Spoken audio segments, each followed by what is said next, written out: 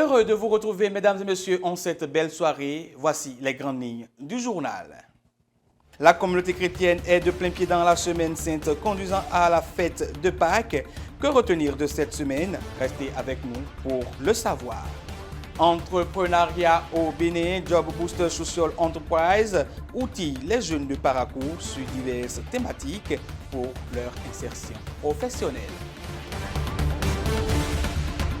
Mesdames et messieurs, bienvenue à ce journal. Ce dimanche, la communauté chrétienne va célébrer la fête de Pâques. Généralement, la dernière semaine conduisant à cette journée de célébration est marquée par divers événements.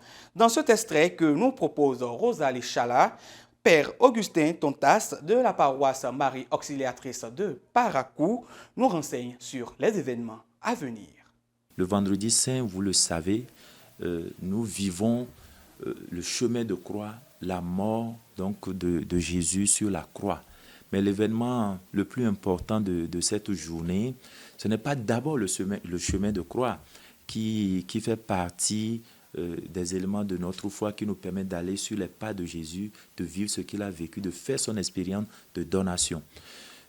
Mais c'est plutôt la célébration de la Passion, voilà, c'est comme ça on l'appelle, la célébration de la Passion qui vient juste après le chemin de croix, qui nous permet de pouvoir vraiment entrer au cœur de la donation de notre Seigneur Jésus-Christ.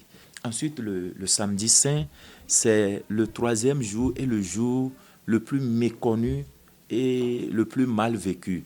Ce jour-là, en fait, n'est pas vraiment compris parce qu'on a l'impression qu'il n'y a rien. Alors, on se donne simplement la préparation de la veillée pascale avec beaucoup de bruit, tout ça.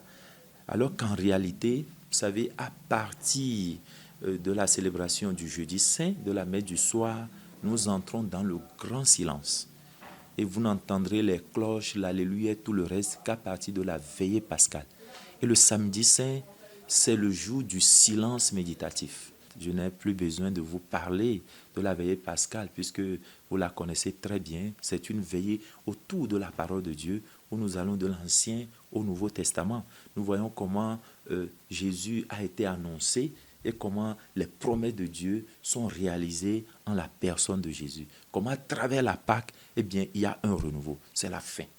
Voilà. Donc c'est cela le tridome pascal. Job Booster Social Enterprise a procédé dans la cité des Kobourou au renforcement de capacité d'une dizaine de jeunes paraquois. Objectif de cette formation, travailler à l'insertion et à l'autonomisation des jeunes.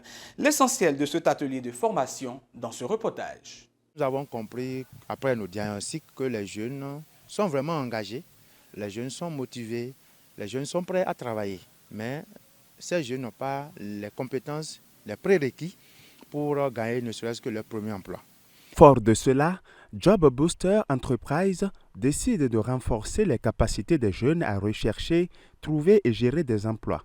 Ces 22 et 23 mars, 2 thèmes ont été développés à des dizaines de jeunes.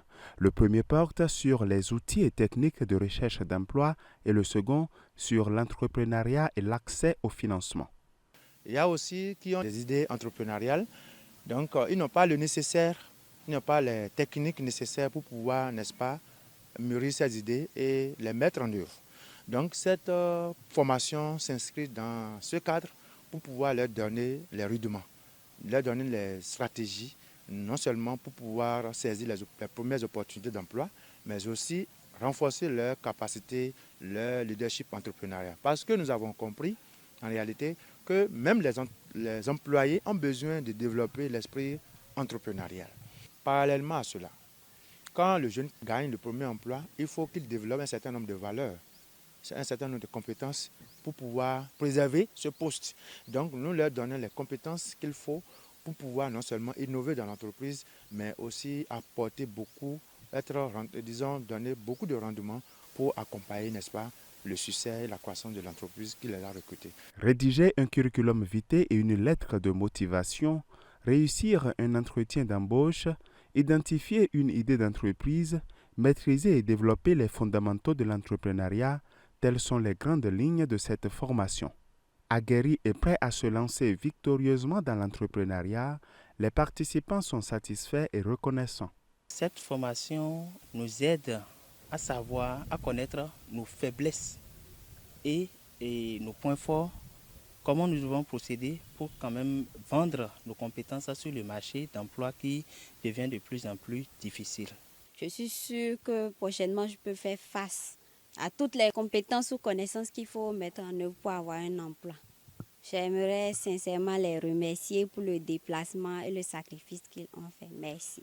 Engagé dans la lutte pour l'insertion et l'autonomisation des jeunes, Job Booster Enterprise ne compte pas s'arrêter en si bon chemin.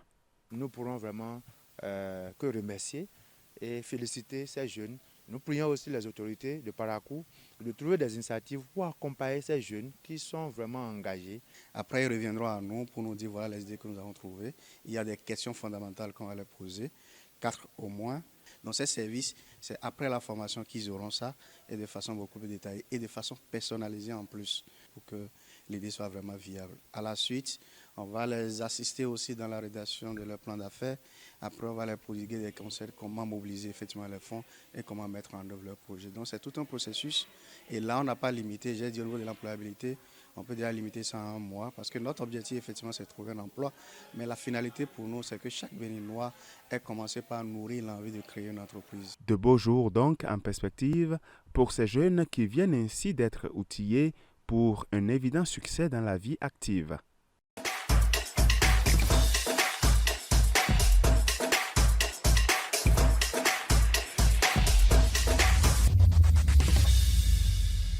Mesdames et messieurs, à présent, nous allons nous enquérir des nouvelles hors de nos frontières avec Nakim Nouanti.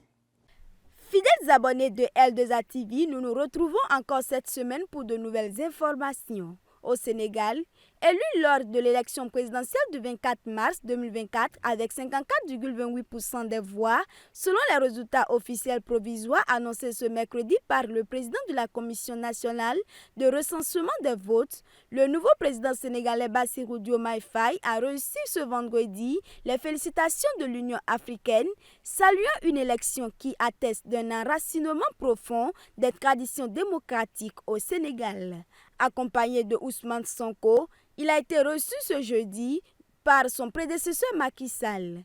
Une rencontre empreinte de courtoisie au cours de laquelle les deux hommes ont discuté en profondeur des grands dossiers de l'État ainsi que de la cérémonie de prestation de serment et de passation de service. Cette audience est suivie d'une visite du palais présidentiel où les discussions se sont poursuivies dans un cadre solennel. Direction l'Afrique du Sud, 45 personnes sont mortes dans un accident de la circulation. Un bus qui transportait les fidèles chrétiens à destination d'un festival de Pâques a sauté d'un pont sur un col de montagne ce vendredi, peu après 0 heure. Un seul survivant, il s'agit d'un enfant de 8 ans. Il est admis aux soins médicaux selon les autorités de la province de Limpopo en Afrique du Sud qui précisent que l'enfant avait été grièvement blessé. Pendant ce temps, toujours en Afrique du Sud, l'ex-président Jacob Zuma a été exclu des prochaines élections législatives prévues dans 2 mois. Il ne pourra donc pas y participer, a tranché ce jeudi la commission électorale. En effet, les Sud-Africains se rendent aux urnes le 29 mai pour renouveler leur parlement qui choisira ensuite le prochain président. Les listes électorales définitives doivent être présentées dans une quinzaine de jours. Autre nouvelle, le tribunal suprême de l'ONU ordonne à Israël d'ouvrir davantage de ponts de passage terrestre pour l'aide à Gaza. Cette prescription des Nations Unies survient pour permettre l'entrée de nourriture, d'eau, de carburant et des fournitures médicales dans l'enclave dévastée par la guerre. En début de semaine, les députés togolais ont adopté une nouvelle constitution qui établit un régime parlementaire dans le pays. Le nouveau texte indique que le président de la République togolaise sera désormais choisi par le Parlement réuni en congrès et pour un mandat unique de 6 ans. Ce mercredi, l'opposition togolaise a appelé à manifester pour empêcher le président de la République de promulguer la nouvelle constitution. Moins de 48 heures après l'adoption de la loi, une conférence de presse organisée par les partis d'opposition et des organisations de la société civile a été dispersée par des gendarmes. Eh bien, c'est tout pour ce journal. Merci de nous avoir suivis et bonne fête de Pâques à tous par anticipation.